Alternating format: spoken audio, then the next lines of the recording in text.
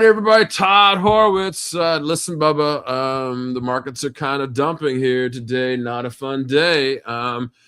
Lots going on. President getting dumped on in Davos. European leaders around the world are smacking on him a little bit. Greenland, he says, is still on the thing. And he is talking right now, talking about oil and Venezuela. Talk to me, brother. What's going on? Well, I mean, I don't think the dump is that big of a deal. I mean, we're still within a range of consolidation. There's been no real damage done. You know, the selling started yesterday on the MLK holiday. As you know, markets are open every day now. So, look, I don't think it's anything major to worry about here until we break down. I mean, if you take a look, you want to see a market that's breaking down, look at the interest rate markets. Notes and bonds have both collapsed. And, of course, interest rates are flying. We're now at about 4.25 in the 10-year, and with the last 2 or 3 rate cuts, the rates are up. So where's the benefit for you and me, the guy who's trying to borrow money? At the end of the day, these markets are just pretty stable, and a sell-off is not a surprise. The deal will be is if we break below 6,800 in the S&P, if we break below 25,000 in the NASDAQ, then maybe there'd be something to be worried about. But right now, this is probably an opportunity to buy. Okay, so you're not scared. As I always say, I ain't scared. And I did buy myself. I just bought TQQ here. Talk to me a little bit. What's going through the minds of the average American right now who are seeing this in real time? Right now he's talking about Venezuela, but he said that they've been working well with him. But you look at this fight with Europe, the isolationist of policies. That doesn't seem to be the narrative that we want to do, right? I mean, it can't be, right? You know, again, you and I are on different sides of this whole topic. That's why you're here, my man. That's why you're here. I'm not afraid. If you ask me, I'd like the United States to be an island. Okay, that's me. I'm not concerned. I'm tired of supporting the rest of the passport now, Bubba, because you're not going anywhere. You're gonna be stuck here in this island of the United States. We don't want that. Come on, man. Seriously. Look, I'm tired of being taken advantage of by other countries. I'm tired of our tax dollars going everywhere but here. We got enough problems in this country that our money should be staying here and being taken care of the people here. We've got so many big problems on the horizon with the lack of jobs we're going to have, with the potential to universal basic income, which is not a good thing. We need to take care of business at home first. I am a supporter, impartial to some of the things that the president is doing. Do I agree with everything he's doing? No, I do not. But I do. We talked about this last week. I do believe Greenland is an issue, and it would be nice to get a hold of it. I don't necessarily like the way he's going after it, but I think that the European countries, I think that they're making a mistake by not supporting or at least participating and talking to him. And we know this, and we know that he does things a little bit brash and goes right with the tariffs. But at the end of the day, okay, it would be better for everybody if the United States controlled Greenland and controlled that part of our defensive port. Okay, well, then you're with the president. I agree with that. I mean, I think that Greenland should be a part of the narrative, but how we're going about this, I think, is the wrong way. That's I agree. Listen, okay. Again, I'm not saying that he's doing everything right. We know that he is more of a businessman than a politician, which I actually appreciate. We know that he's pissed off a lot of people in his entire career. Forget about politics, because he is a little bit brash and he has a little bit of a big mouth when he starts talking about certain things. I don't have a problem with that. You are the president. You have the bully pulpit, but as I keep saying, act presidential and not act like a bully. Well, again, I always wonder what is presidential. I mean, when we go back in history, calm. I think that's what you need to be, is calm, right? I mean, you don't want to hear this brashness when you got ministers of other countries, our allies dropping F-bombs on parliamentary floors. There's a problem here, right?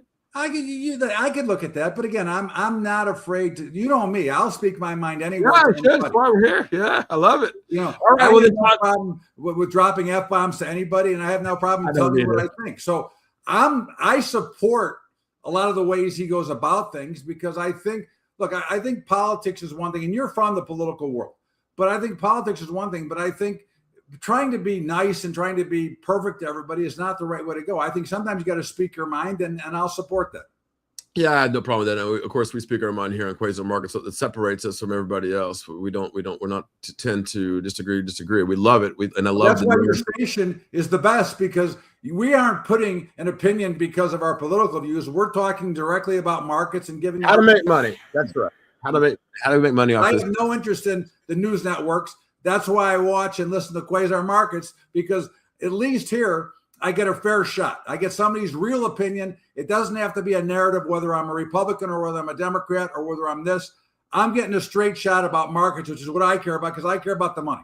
That's right. Absolutely. We care about making the noise go away and filtering that sucker so that we understand how to make money off of this. And it's not always about just money. It's about understanding the signals, as we point out. And okay, so let's talk about that then. What is it you're doing here at this juncture, and knowing that the market's Dow's at 800 points here, NASDAQ's down, and the president is still speaking. So what are you doing here now to protect yourself or making a position here? Well, I'm always protected, Big Beat. I always have a hedge on against my overall portfolio. So let's say that 90% of my net worth is always protected to an absolute mathematical certainty. And I bought a lot of stock today into the sell-off, not because I'm out there buying it, but because I have a program that says, oh, this stock is down 3%. We need to roll down our hedge and buy more. But from a trader standpoint, I mean, I've dipped my toes in here. I'm long right now. I bought before we got on. I've already got profits locked in, and I've got stops. If you hear noise go out, that means that I'm getting stopped out. But I'm buying stuff when it's three standard deviations from the mean on a 4-minute chart. That's what I'm buying. And right now I am long as we are speaking.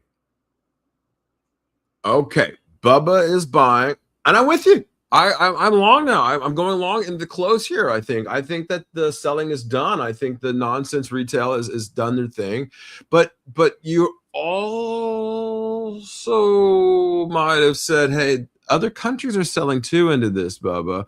Daneland and Danish have already said that they're going to get rid of all their, if not all of it now, their bonds as fixed income as well as stocks in us.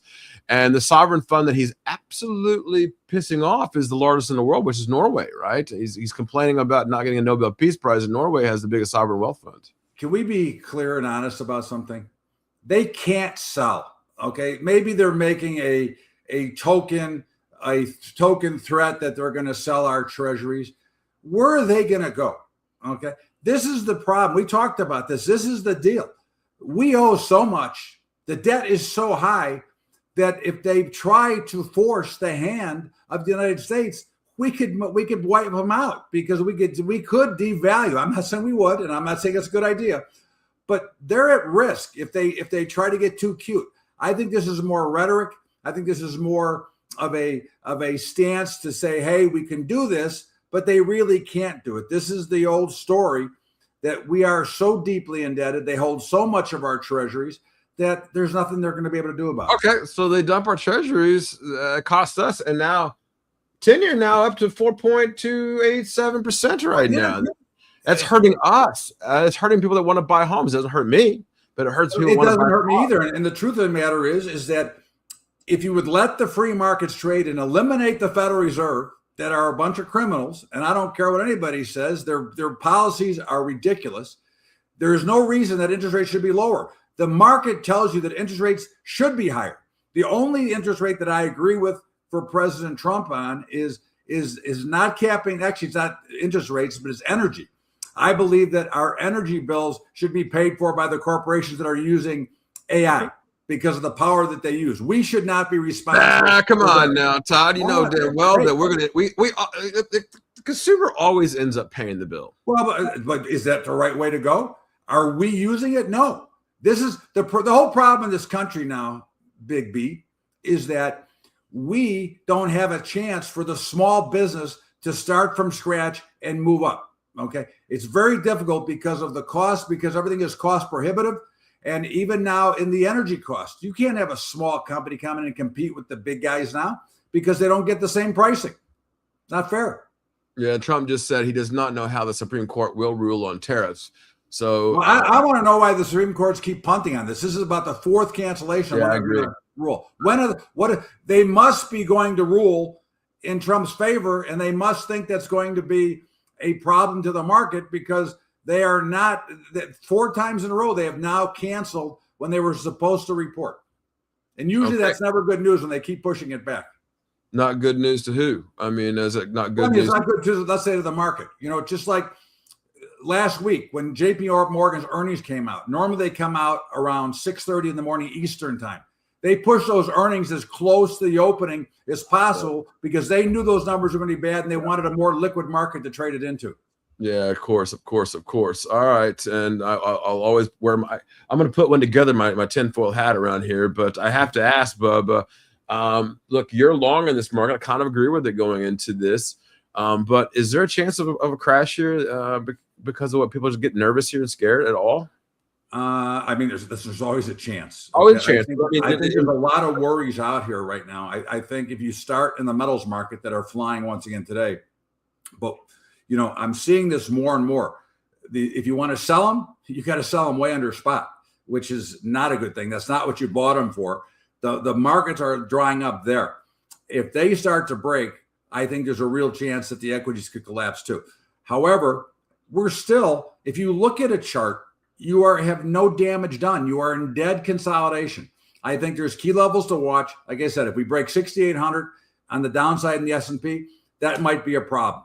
But I think people will get too wound up and too much focused on a crash. Okay. A crash does not happen in one day. We have a lot of warning signs. We have a lot of things out there that indicate that these markets should go lower. The crash will come, but it's not coming tomorrow. Okay. Could you see another 800-point down day? Yeah, you could. But again, think of it in percentage terms. Okay. It's less than 2%. Okay. If your stock went down 2%, would anybody get nervous here? We get too focused on how big the number is. Remember, I started trading, the Dow was less than, it would be minus right now. The day I started trading, the Dow was 800. It's down 852 right now. Yeah, I remember the days when I would wake up and you sit in your big chair and Dow be down 500 points before the open, and you're going to have a heart palpitations. Today we call that a Tuesday. Actually, down 800 is a Tuesday. I agree with that, but I also think that there could be a situation where people get nervous, right? Oh, I agree. Yeah, I agree. But I don't think, here's the thing. I don't think we have that much participation. I mean, even on today. Now, today's a pretty solid sell-off, right? You'd agree with that. Yeah, totally. But yet, volume is still, we haven't even equated the highest volume day in the last 3 months. That's right. That's true. Yes. Where's the sellers? Yes, could they show up tomorrow? Yeah. But a lot of people are not participating. Is this retail trading? Is this not? I mean, institutions can't be dumping based on this, right? No, I don't think so. Again, the volume would indicate that this is more retail. You might have some institutions taking some positions off and rotating somewhere else.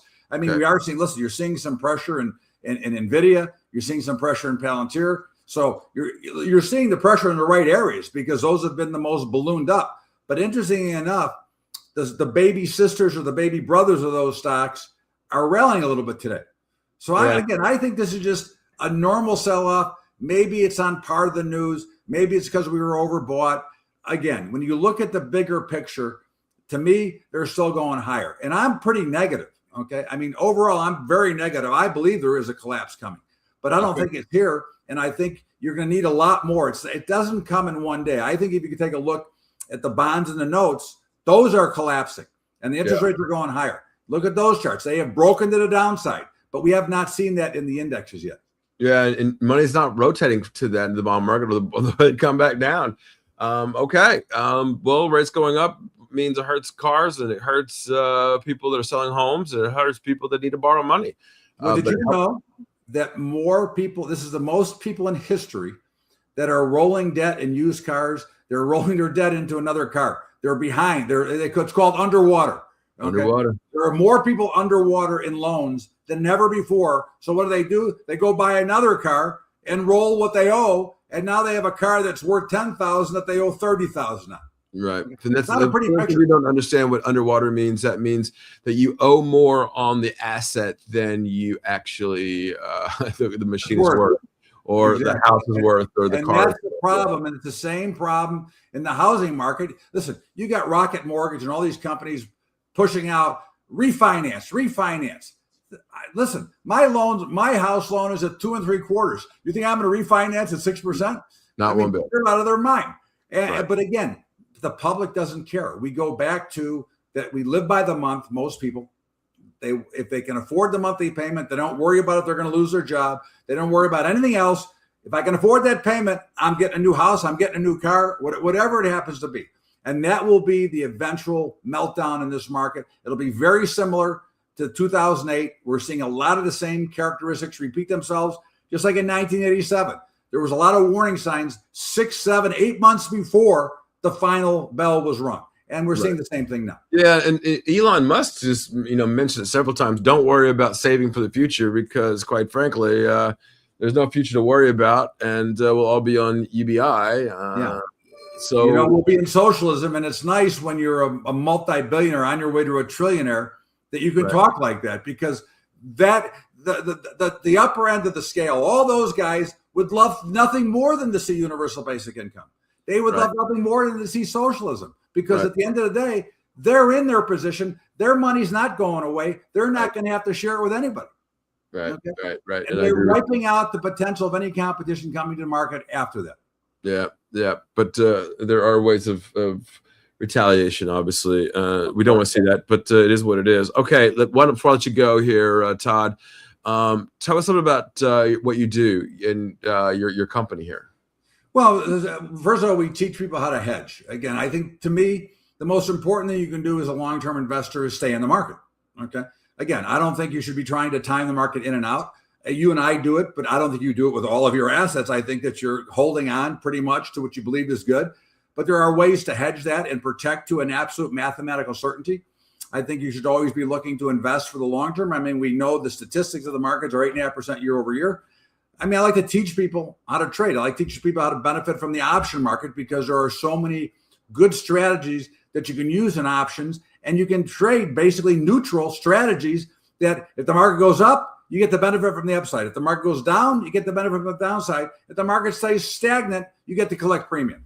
I mean, that's a pretty good way to go, and that's what we'd like to do. I'm a very neutral trader, because as a floor trader, you weren't looking to take big positions. You were looking for ways to do reversals, conversions, which I know a lot of people won't understand what those words mean, but it's putting together a number of different options to lock in a profit and move on to the next trade.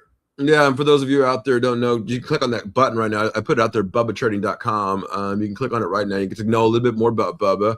I will put up his website so you can all see what I'm looking at too as well. But click on that button, BubbaTrading.com. You can see it right now. And he shows you, and look, he tells you right there, this is what he does. Got the risk disclaimer there for you, but all the shows he's on, and click on learn more, and obviously you'll get to know a little bit about him and how he does it. And of course, he has been doing this for 40 years, folks.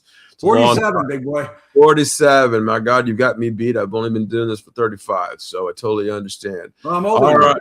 Well, it is what it is. All right, Bubba. As always, you can catch Bubba right here on Quasar Markets, Tuesdays and Thursdays. Same bad time, same bad channel. We'll see you right back here on Thursday, Bubba. Big beat, the man on the street. Thank you.